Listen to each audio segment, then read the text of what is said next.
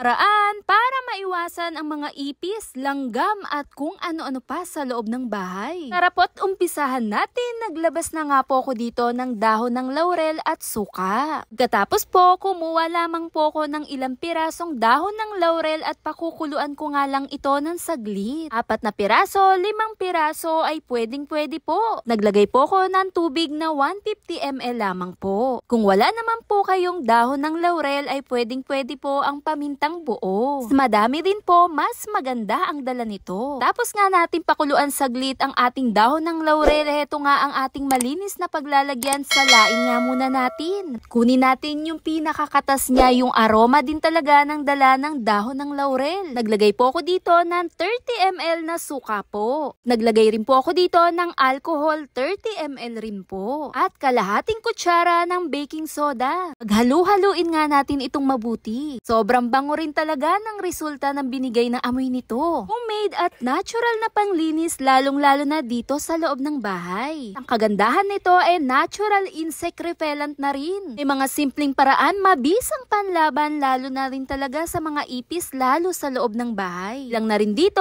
yung ating mga sangkap na ginamit. Mabisang ito panlinis, panlaban na rin sa mga ipis, langgam at kung ano-ano pa. Dahil kadalasan, ayan naman ang hindi nawawala, yung may mga insektong madalas na bumibisita sa loob ng bahay. Pagkatapos ko nga po itong halu-haluin, kumuha naman po ako ng paglalagyan na spray bottle po. At isinalin ko na rin po dito, pwedeng-pwede nang gamitin. At kung napapadalas din talaga ang ipis dyan mismo sa loob ng bahay ninyo, pwedeng-pwede nyo rin gawin po ito. Hindi mo na rin naman kailangan mag-general cleaning araw-araw. Importante lang ay masilip mo lang yung lugar na pwedeng pamahayan din talaga ng gaya ng ipis. Lalong-lalo na madalas sa kusina natin. Spray-spray lamang po ito at punasan po. At heto nga ay all-in talagang masasabi ko rin. Bukod nga sa natural insect repellent na siya, disinfectant pa, panglinis sa loob ng bahay. Dahil sa kagandahan dala rin ng mga sangkap na ginamit natin, nandyan na rin yung paggamit natin ng suka at yung baking soda. San madalas dyan sa parte ng inyong bahay, doon mo ito gamitin. Diyang makakatulong din talaga itong ginawa natin. Kahit pa kung meron kayong stockroom ay pwedeng